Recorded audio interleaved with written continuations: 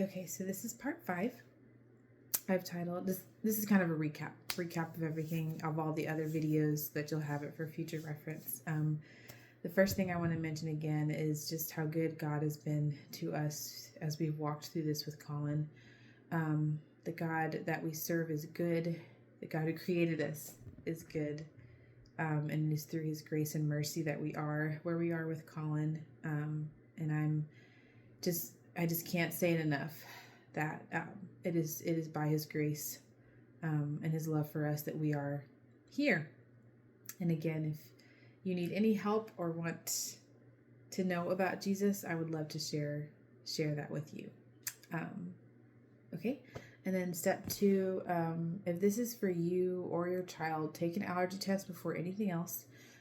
We would not have known what was causing Colin's or my eczema, if we hadn't known what we were allergic to. I believe his gut was all messed up because of what I was eating while I was pregnant with him and nursing him, because I didn't know at the time.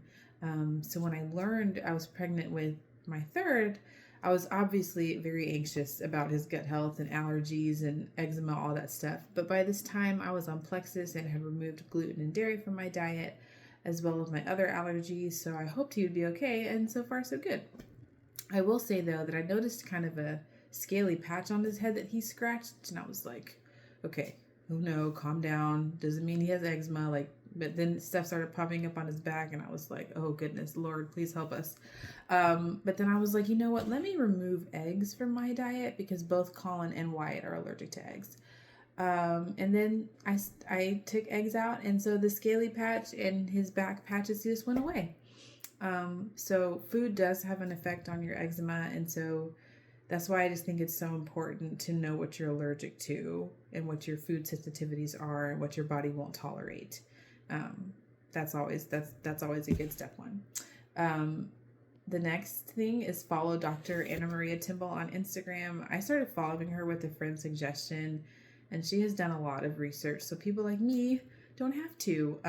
Everything she has suggested for eczema related issues has really just been gold for us. I pretty much trust everything she says for food, lifestyle suggestions, cleaners, soaps, products, just all that, supplements. She has so much info, and her videos are kind of fun, and her family's all involved, so she's definitely a great resource. Step 4, work on gut health. Once we removed Colin's allergies, my goal was, based on what everyone told us, my goal was just to get as many fruits and vegetables in him as possible. And anyone who has had success with this for a toddler, let me know. I'm still working on it. But like I mentioned, I'm going to mention some things that I do give him, mainly some greens that I have, but I'll explain that later. So I was already taking Plexus, and it worked really well for me. So we started Colin on it as well. It was a little too expensive for both of us, so he was on it for a little while and I wasn't. They have several products on their website that you can use that are helpful. I just want to make it clear, I do not sell for them. I'm going based on solely what I have used, and everything that I've used from them has been really great. Colin is on I'll show you later, a prebiotic drink mix. He takes that with vitamin D every afternoon after lunch before his nap. And then he takes a probiotic mixed with zinc at night in his milk. And I'll show you all that later. I mentioned in the last video that when he had that really bad roseola rash, how we had to use steroids. And while everyone I spoke to said oral steroids were like the worst thing they ever did for their child, I, again, really think his body was prepped for it way more now than it would have been a year ago, because his gut is in the process of healing. So yeah, just something to think about. The supplements, step 5, supplements. The supplements Colin is currently on, like I mentioned, fish oil, zinc, vitamin D3, and multivitamin, and Plexus.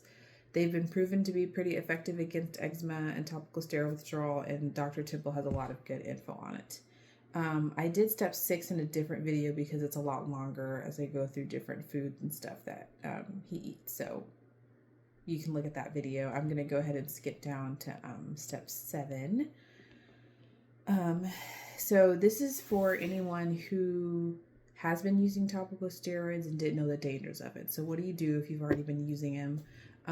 I will say I used topical steroids my whole life. Whenever I had a flare up, I used it and it was gone. I really didn't start having issues until I gave birth to Colin, and hormones can change a lot of things.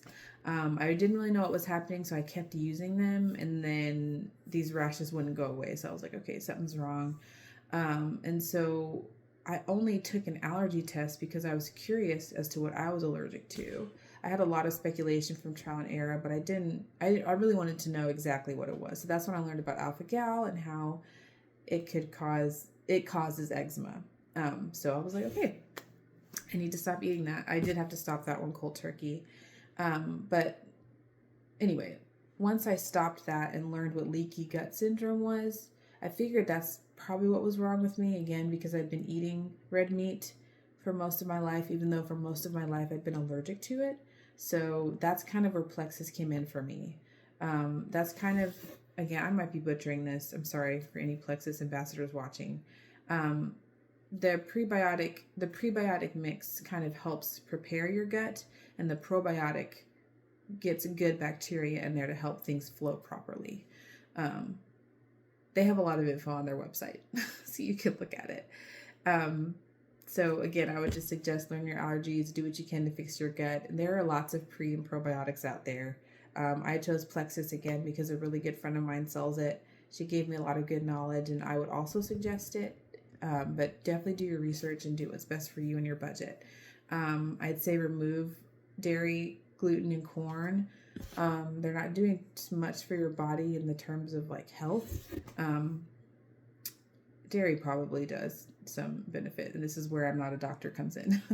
But gluten and corn definitely don't do too much, for you health-wise, I suppose. And then I've heard raw milk is way better for you, but again, I don't know much. Maybe that's the next thing that I'll research. Anyway, okay. Well, that's my recap. I hope this has been helpful to you. Again, I would love to help anyone else who has questions, but being a stay-at-home mom with these boys, it's difficult for me to do that. So, and I'm just going to be honest, I really hate talking on the phone. So texting is really good. Email is really good. I can usually email like at the end of the day. So if you have questions, just comment and I can send you a personal message and I can answer questions. But yes, I hope this is helpful to you. Thanks for watching and have a good rest of the day.